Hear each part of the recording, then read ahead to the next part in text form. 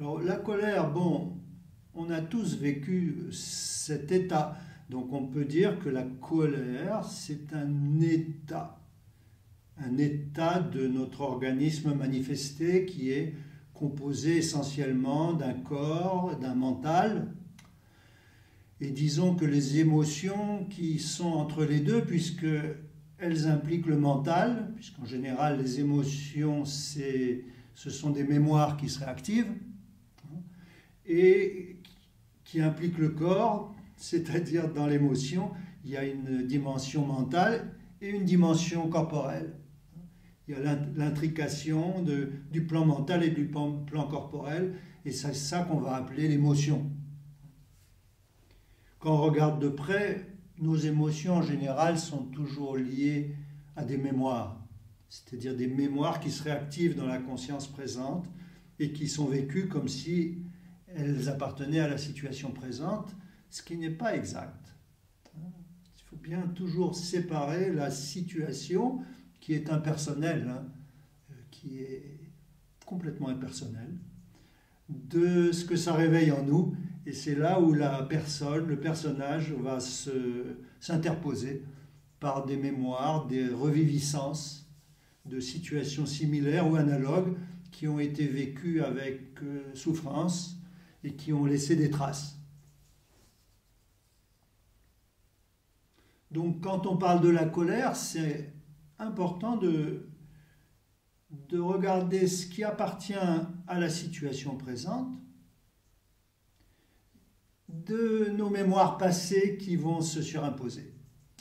C'est-à-dire des situations analogues qu'on a pu vivre même dans la petite enfance, dont on n'a pas nécessairement souvenir, mais qui ont laissé des traces, et qui fait que la situation présente, au lieu d'être vécue à partir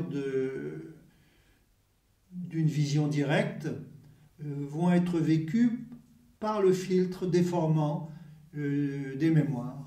Donc ça, c'est un phénomène très important qu'on doit apprendre en tout cas à identifier, qui va nous permettre ensuite, une fois que les mémoires sont reconnues en tant que telles, qui nous permet éventuellement de revenir à la situation elle-même sans le surajout des mémoires.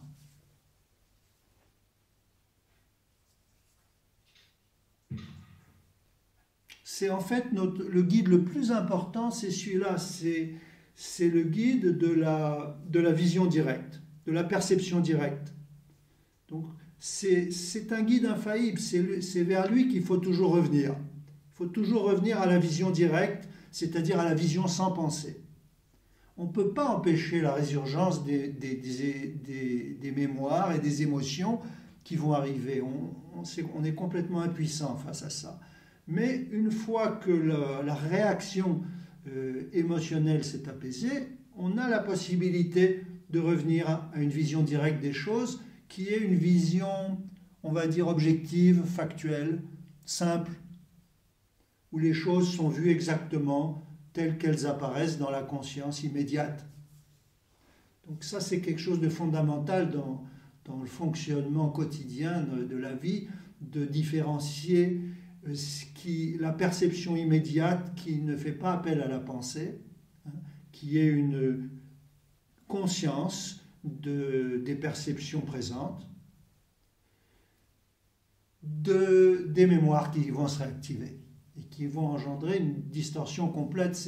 Quand j'étais enfant, j'allais au jardin d'acclimatation, il y avait des miroirs déformants là. Vous savez, on se regarde et on voit des images complètement déformées. C'est pareil.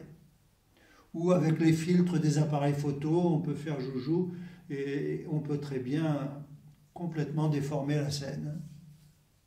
Donc c'est un système de filtres. Et habituellement, on ne le voit pas. Il y a une confusion complète entre la perception directe et les mémoires qui se surajoutent. Ça fait un embrouillamini ahurissant qui fait que si quelqu'un vous marche sur le pied, vous pouvez lui casser la figure, mais sans même comprendre ce qui s'est passé, parce que vous avez été humilié dans votre enfance et vous avez gardé des mémoires douloureuses et tout est mélangé. On n'est pas capable à ce moment-là de faire la part des choses. on va dire, le discernement est occulté. Il n'y a pas de discernement dans ce moment-là, c'est une confusion totale et ça peut déboucher sur une tuerie.